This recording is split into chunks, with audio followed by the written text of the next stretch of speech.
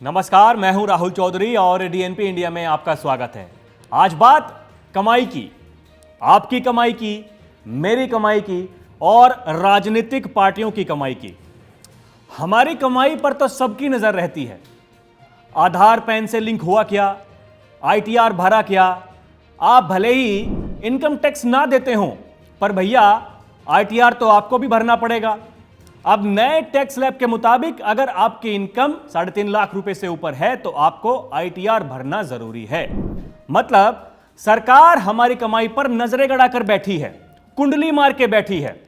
लेकिन हमारी राजनीतिक पार्टियां कितना पैसा कमा रही हैं, कितनी इनकी इनकम है, कौन उनको पैसा दे रहा है और कितना दे रहा है, यह जानने का हमको अधिकार नहीं है। देश के अटॉर्नी जनरल आर वेंकटरमणि ने सुप्रीम कोर्ट में दिए अपने एक बयान में कहा कि नागरिकों को धन के स्रोत के संबंध में संविधान के अनुच्छेद 19(1) के ए के तहत जानकारी का अधिकार नहीं है। दरअसल अगर किसी भी व्यक्ति या किसी भी संस्था को किसी भी राजनीतिक पार्टी को चंदा देना है तो वो इलेक्टोरल बॉन्ड के माध्यम से दे सकता है और इसी को राजनीतिक पार्टियां अपनी इनकम बताती हैं। साल 2018 में इलेक्टोरल बॉन्ड योजना को कानूनी रूप से लागू किया गया था। योजना को लागू करते वक्त सरकार ने तर्क दिया था कि इससे राजनीतिक दलों को होने वाली फंडिंग में ट्रांसपेरेंसी आएगी। इलेक्टोरल बॉन्ड पॉलिटिकल पार्टियों को फंड देने का एक वित्तीय जरिया है। हर साल जनवरी, अप्रैल, जुलाई और अक्टूबर महीने में 10 दिनों की अवधि के लिए भारतीय स्टेट बैंक की चुनिंदा शाखाओं पर चुनावी बॉन्ड की बिक्री होती है। कोई भी नागरिक बॉन्ड खरीदकर अपनी मर्जी से किसी भी पार्टी को वोट दे सकता है और उस नागरिक की पहचान को गुप्त रखा जाता है। बॉन्ड खरीदने के 15 दिन के अंदर इसका इस्तेमाल करना जरूरी होता है।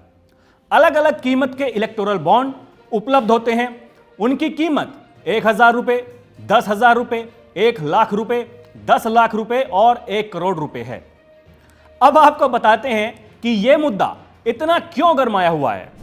दरअसल सुप्रीम कोर्ट इलेक्टोरल बॉन्ड या चुनावी बॉन्ड योजना की वैधता से जुड़े मामले की सुनवाई कर रहा है। 8 साल से यह मामला कोर्ट में लंबित है। योजना को चुनौती देने वाली याचिकाओं में चंदा देने वाले की पहचान गुप्त रखे जाने को लेकर सवाल उठाए गए हैं।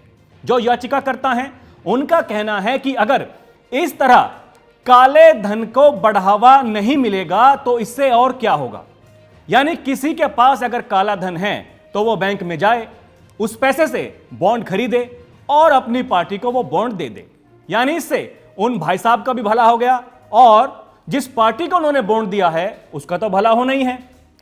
इस मामले पर सोमवार को चीफ जस्टिस डीवाई चंद्रचूड़ की 5 सदस्यीय बेंच ने सुनवाई की। इस दौरान सीजीआई चंद्रचूड़ ने सवाल किया कि ऐसा क्यों है जो पार्टी सत्ता में है उसे ज्यादा चंदा मिलता है। इस पर सरकार की तरफ से सॉलिसिटर जनरल तुषार मेहता ने जवाब दिया कि चंदा देने वाला हमेशा किसी पार्टी की मौजूदा हैसियत से चंदा देता है।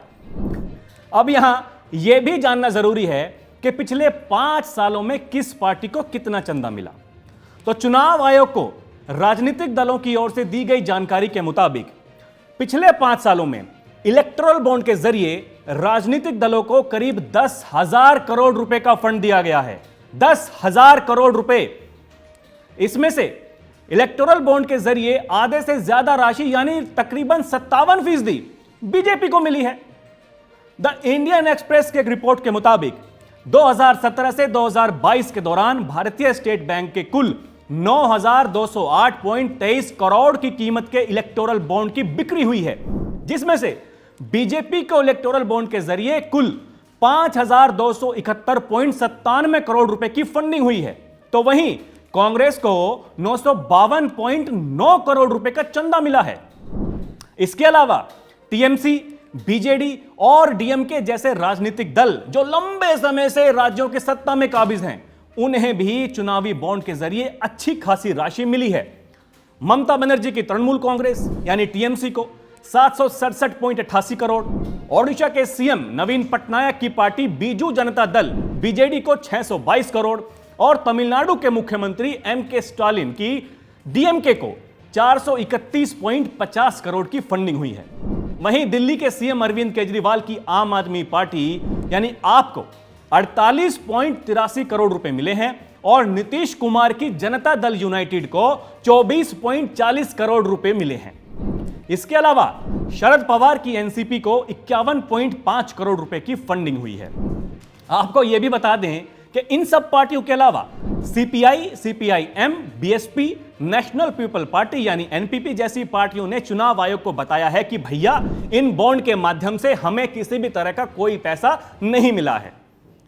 अब इस मामले पर जो राजनीतिक जानकार हैं वो बताते हैं कि सत्ताधारी पार्टी को इस सिस्टम का सबसे ज्यादा फायदा मिलता है, क्योंकि अगर किसी भी भाई साहब के पास पैसे हैं, अब वो चाहे काले हो या सफेद, तो वो उसी पार्टी को ना देगा जहां से उसका कुछ फायदा होगा। अभी तो सिंपल सी बात है। अब यहां सबसे बड़ा सवाल यह कि मैं और आप जनता जनार्दन जब वोट करते हैं तो ये नेता सांसद बनते हैं, सांसद बनकर संसद में बैठते हैं, संसद में कानून बनते हैं और इसी कानून के तहत हमें राजनीतिक पार्टियों की संपत्ति जानने का अधिकार नहीं है और उन्हें कौन पैसा दे रहा है यह भी जानने का अधिकार नहीं है। तो भला हो हमारे देश के कानून का। अभी के लिए इतना ही। खबरों का सिलसिला जारी है। आप देखते रहिए डीएनपी इंडिया। नमस्कार।